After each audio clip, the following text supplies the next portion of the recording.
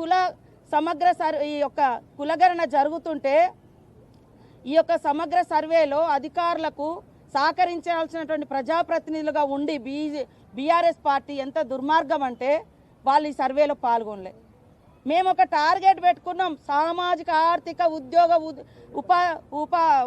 ఉపాధి అవకాశాల కోసం ఈ కుల సమగ్ర సర్వేను మేము నిర్వహించినాం. ఇవాళ వాళ్ళకి ఎక్కడ బీసీలకు పెరుగుతున్నాయో, ఎవరి వాటా ఎంత పెరుగుతుందో అని వీళ్ళు పాల్గొనలేదు. పాల్గొనలకు మాట్లాడే అర్హత ఉందా? బీసీ సోదరులు కూడా ఆలోచించాలి, నిలదీయాలి. ఎందుకు వాళ్ళు పాల్గొనలేదు? వాళ్ళు అంటే దీన్ని తగ్గించాలనే కదా, ఈ యొక్క కుల సమగ్ర సర్వేను ఉనికిలోకి రానియకుండా చేయాలనే కదా. అలాంటి వాళ్ళు వచ్చి వాళ్ళు మాట్లాడుతున్నారు బీసీల కోసం. బీసీ సోదరులు అంతకుముందే మాట్లాడారు, తోడేళ్ళు వచ్చి గొర్రెలను కాపాడుతామంటే ఎవరైనా గొర్రెలు నమ్ముతాయా? నేను గొర్రెనే కావచ్చు, కానీ నాకంటూ ఒకటి ఉన్నది. కానీ తోడేళ్ళ మీద డిపెండ్ అయి బతికే అంత దారుణమైన పరిస్థితి ఈ రాష్ట్రంలో ఏ వర్గాలకు లేదు.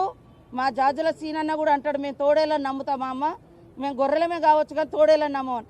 ఇవాళ బీఆర్ఎస్ లీడర్లు ఇవాళ నీతులు మాట్లాడుతున్నారు.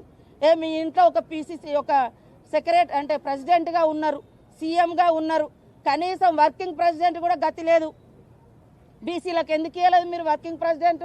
20 ఏళ్లలో కనీసం 20 ఏళ్లలో బీసీ లీడర్లు ఎవరినైనా ఎదుగుతే వాళ్ళని తొక్కి పడేసిర్రు. ఆల నరేందర్ లాంటి వాళ్ళని గెంటి పడేసిర్రు, విజయశాంతి వాళ్ళని నెట్టి పడేసిర్రు. మీ కుటుంబాన్ని మాత్రం మంచిగా నడుపుకున్నారు. మీకు మాట్లాడే అర్హత ఉందా? వాళ్ళు వెనుక ఎట్లా పోయి నిలబడుతుర్రో మా బీసీ సోదరులు కూడా ఆలోచించాలి.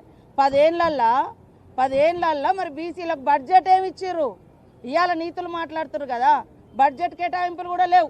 వాళ్ళు వెనుక ఉండే 5-10 మందో. ఇవాళ నేను అంటా ఉన్నా, తలసాని శ్రీనివాస్ యాదవ్ గారు మాట్లాడండి, ఓకే సంతోష్. అయ్యా మరి మీరెందుకు కుల సమగ్ర సర్వేలో పాల్గొనలేదు? ఏం తప్పు ఉంది మాది? ఏం తప్పు రాసినాం? ఓకే నీకు ఇష్టం అంటే నీ కులాన్ని కూడా నువ్వు ఎక్కించుకోలేకపోయినా ఇలాంటి వాళ్ళు ఎంతమంది ఎక్కించుకోలేదో మరి? ఇలాంటి ఆయన ఎక్కించుకోలేదు, పద్మారావు ఎక్కించుకోలేదు బీసీల నుంచి. ఇక అందరు మిగతా అప్పర్ క్యాస్ట్ వాళ్ళు ఎక్కించుకోలేదు, బీసీల నుంచి వీళ్ళిద్దరు ఎక్కించుకోలేదు. మిగతా అంతా దాదాపుగా ప్రజాప్రతినిధులంతా అప్పర్ క్యాస్ట్లోనే ఉన్నారు. వాళ్ళకంటే మన మీద ద్వేషం ఉందనుకో, మరి మీరెందుకు ఎక్కించుకోలేదా? ఇట్లా మిమ్మల్ని ఫాలో అయ్యి కూడా మరి వేలల్లో ఎవరైనా తగ్గిపోయారేమో, దానికి కూడా మీరే కారణం. ఒకవేళ 1%, 2% ఎవరైనా ఎక్కించుకోకుంటే. తలసాని శ్రీనివాస్ యాదవ్ ఒక కాన్స్టిట్యున్సీకి ఎమ్మెల్యే, మరి ఆయన ఫాలోవర్స్ అందరిని ఎక్కియాలి కదా. అరే మన కులం ఎంతో మనం చూపించుకోవాలి, రాయించుకోండి అని చెప్పాలి కదా. చెప్పకుండా ఇవాళ వచ్చి సన్నాయి నొక్కులు నొక్కితే ఎట్లనే?